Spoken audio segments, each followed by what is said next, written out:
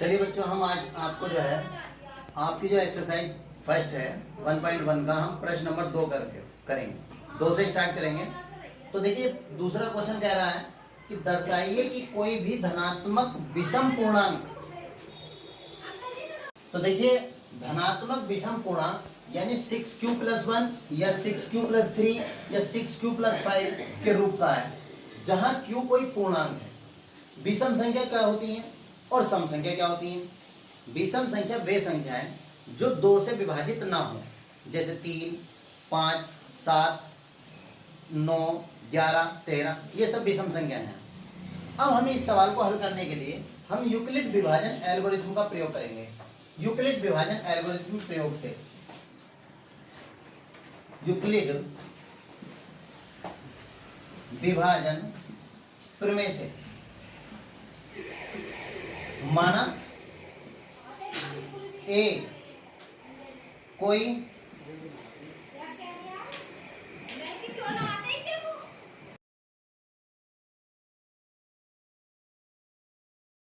तो देखिए, माना ए कोई विषम पूर्णांक है।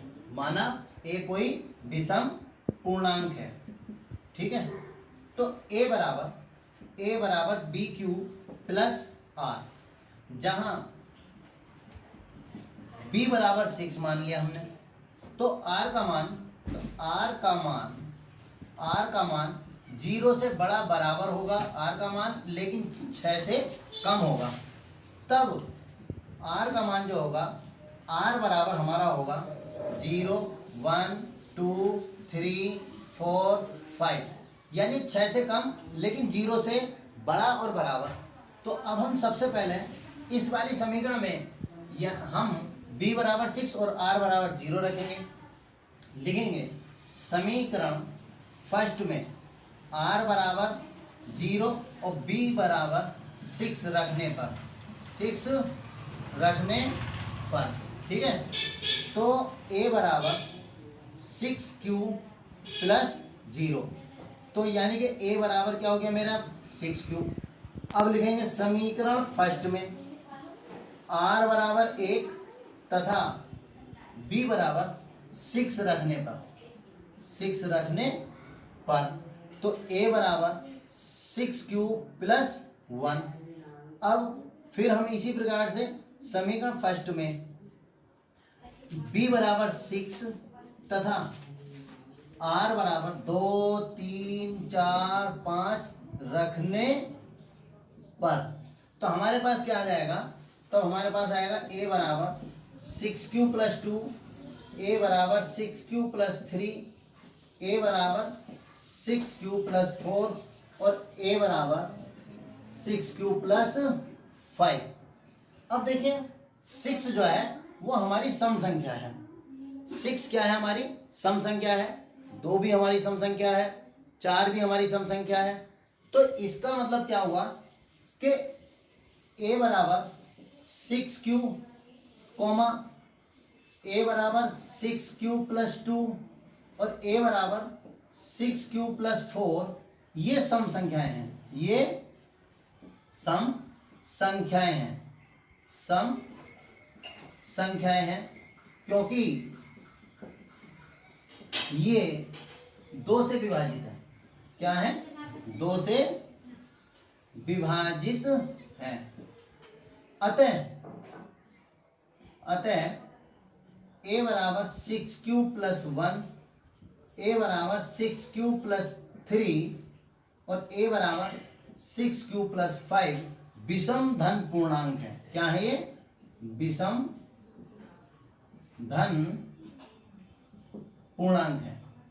ओके, तो ये हमारा सिद्ध हुआ कि a ये हमारा एक विषम धन पूर्णांक है, क्योंकि ना तो 1 और ना ही 3 और ना ही 5 ये 2 से नहीं विभाजित होती।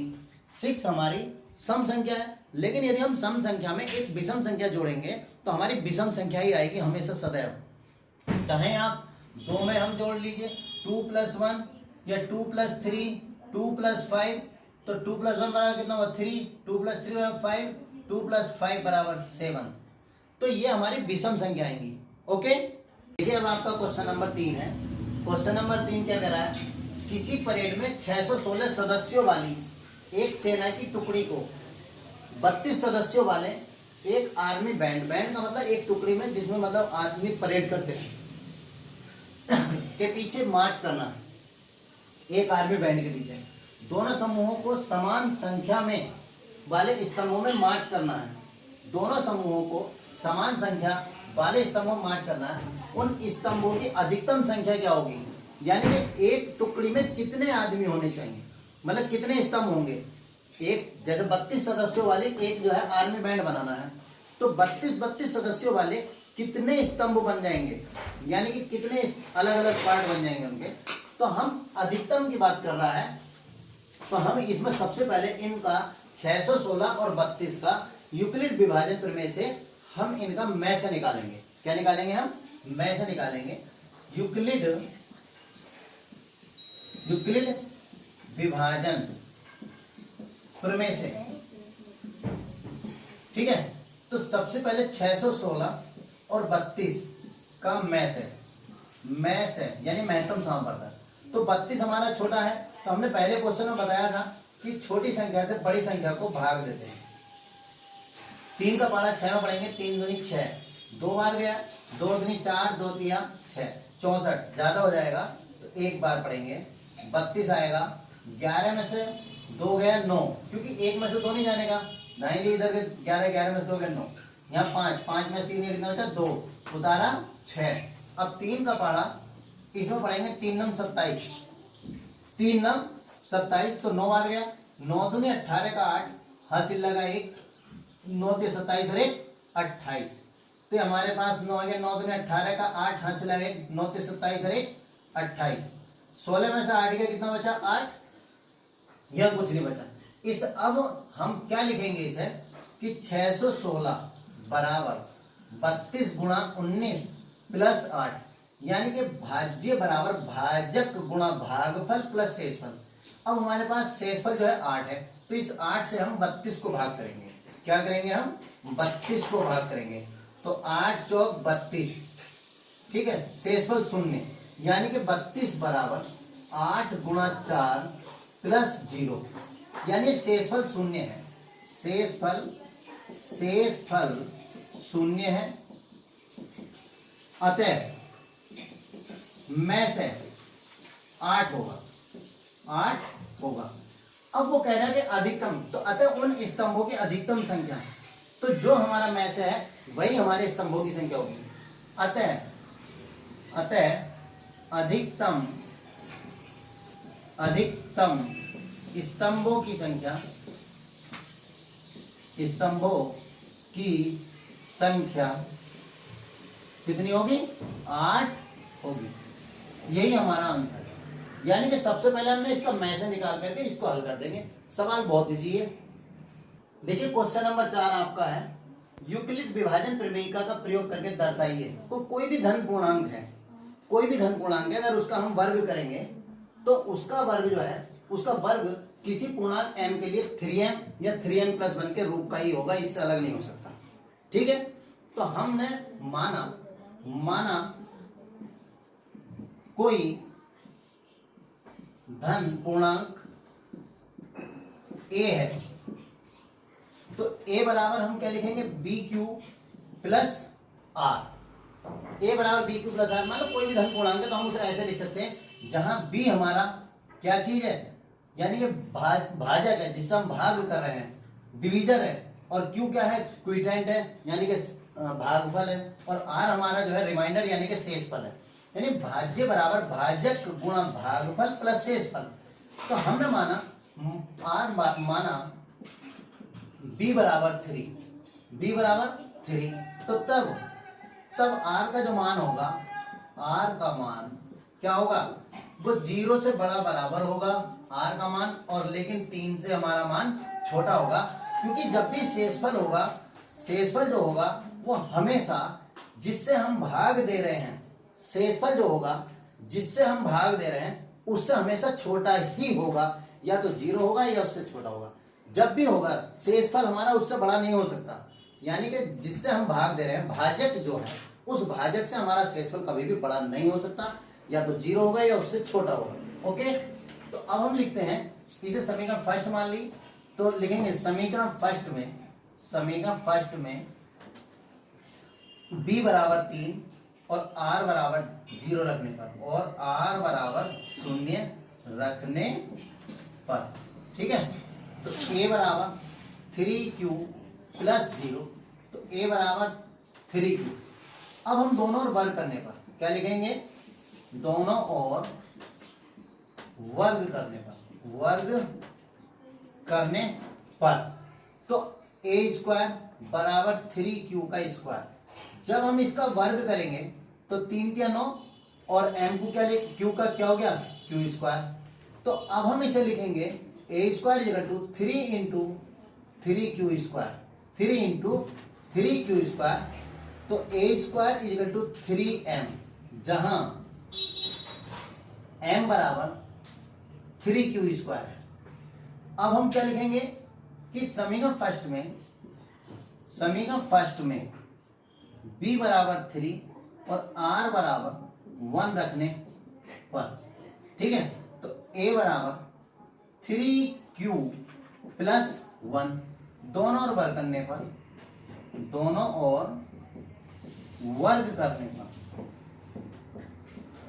तो दोनों वर्ग करने पर क्या लिखेंगे हम, a का स्क्वायर बराबर 3q प्लस 1 का स्क्वायर। तो a का स्क्वायर a स्क्वायर हो गया। यहां मेरा a प्लस b की घात 2 का फार्मूला बनेगा, यानी कि a की घात 2 प्लस b की घात 2 प्लस 2a और ये b। तो a स्क्वायर 3 3 जा 9 q स्क्वायर 1 का वर्ग 1 3 2 जा 6 q। अब हम इसे क्या करेंगे, a square 9q square plus 6q plus 1। तो अब हम a square equal to 3 common लेंगे इसमें से, तो 3q square plus 2q plus 1। तो a स्क्वायर बराबर 3m प्लस 1, जहां m बराबर 3q स्क्वायर प्लस 2q। अब हम पुनः जो है समीकरण फर्स्ट में b बराबर 3 और r बराबर 2 रखने पर तो a बराबर 3q प्लस 2, तो दोनों और वर्ग करने पर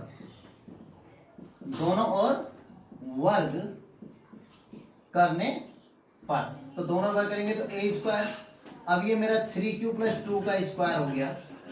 तो a स्क्वायर, तो a की घात 2 प्लस b की घात 2 प्लस 2a और ये b।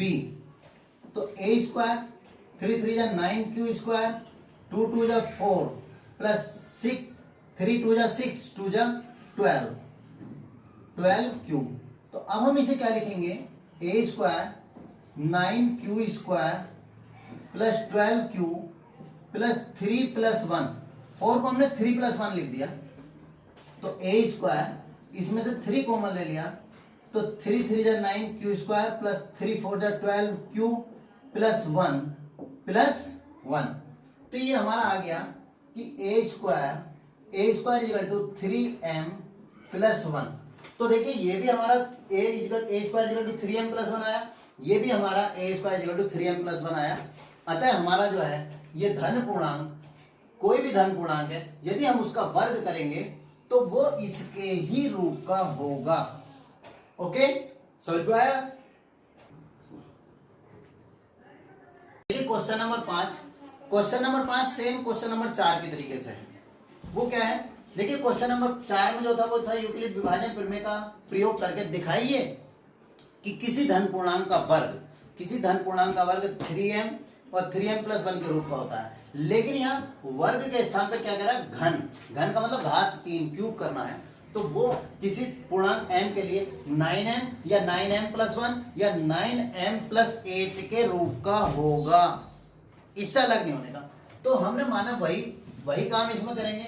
माना कोई धन पूर्णांक a है तो a बराबर bq प्लस r, ये यूक्लिड विभाजन प्रमेय का प्रयोग है। क्योंकि कोई भी संख्या जो होती है वो बराबर होती है, उसके भाज्य बराबर होता है भाजक गुणा भागफल प्लस शेषफल के। तो हमारा माना b बराबर हमने 3 रखेंगे, तब r का मान 0 से बड़ा बराबर और 3 से छोटा होना चाहिए। समीकरण फर्स्ट में हमने इस समीकरण फर्स्ट में b का मान 3 और r का मान 0 रखा हमने, तो हमने b का मान 3 रखा और r का मान 0, तो अब हम दोनों और क्या लिखेंगे, घन करने पर। क्या लिखेंगे, घन करने पर। तो a की घात 3 बराबर 3q की घात 3। तो a की घात 3 बराबर 3 3 9 3 27, q की घात 3। तो a की घात 3 बराबर 9 कॉमन ले लिया, 3q की घात 3। तो हम 3q को a की घात 3 बराबर 9m, जहां m बराबर 3q की घात 3 है। अब हम लिखेंगे a बराबर b बराबर 3, b बराबर 3 तथा r बराबर 1 रखने पर, तो a बराबर 3q प्लस 1, दोनों और घन करने पर, दोनों और क्या करने पर, घन करने पर, दोनों और घन करने पर। तो a की घात 3 बराबर 3q प्लस 1 की घात 3। तो अब a की घात 3 बराबर, ये हमारे पास जो फार्मूला बना वो a प्लस बी पूरे की घात 3 का फार्मूला होता है कि a की घात 3 प्लस b की घात 3 प्लस 3ab ब्रैकेट में a प्लस b। तो a की घात 3 बराबर 3 के 9 के 27, q की घात 3, 1 का क्यूब 1।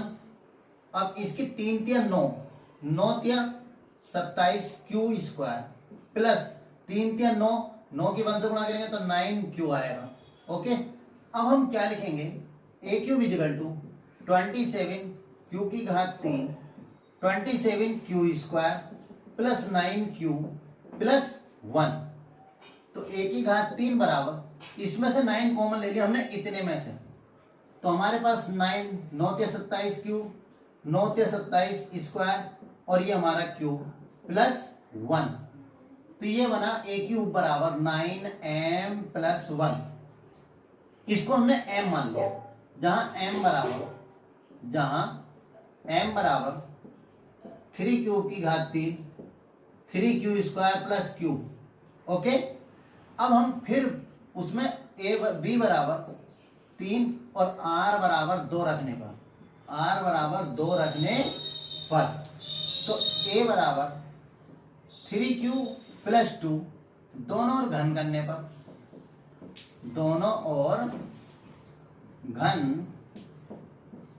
पर, तो a की घात 3 बराबर 3q प्लस 2 का क्यूब। तो a की घात 3 तो ये हो गया।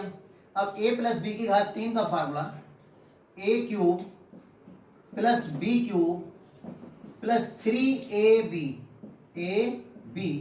ब्रैकेट में a प्लस b। तो a की घात 3 बराबर 3 के 9 के 27, q की घात 3, 2 दूनी 4 दूनी 8 प्लस 3 के 9 9 दूनी 18, 3 तिया 9 9 दूनी 18, 18 तिया 54, q की q से गुणा करेंगे q की घात 2। अब 3 तिया 9 दूनी 18 दूनी 36 q। अब हम क्या करें कि a की घात 3 बराबर 27 q cube plus 54 q square plus 36 q plus 8। तो a की घात 3 बराबर 9 कॉमन ले लेंगे, 9 से 27 q की घात 3, 9 छंग 54 q स्क्वायर, 9 चौक 36 q प्लस 8। तो a की घात 3 बराबर 9m प्लस 8, जहां m बराबर क्या रख देंगे हम, ये आ जाएगा, जहां m बराबर 3q की घात 3, 6q स्क्वायर प्लस 4q। तो अतः सिद्ध हुआ कि यानी कि जो किसी भी संख्या का, किसी भी धन पूर्णांक का यदि हम घन करेंगे तो वो हमारा या तो आएगा 9m के रूप में, या फिर आएगा हमारा 9m प्लस 1 के रूप में, या वो आएगा हमारा 9m प्लस 8 के रूप में। आपकी ये पहली एक्सरसाइज कंप्लीट हुई। यदि आपको मेरे प्रश्न अच्छे से समझ में आ रहे हो तो आप मेरे चैनल आरबी सिंह सर को सब्सक्राइब कीजिए और बेल आइकन को जरूर दबाइए, ताकि जितनी भी मैं वीडियो डाल रहा हूँ वो आपके पास सबसे पहले पहुँचे। Okay, bye.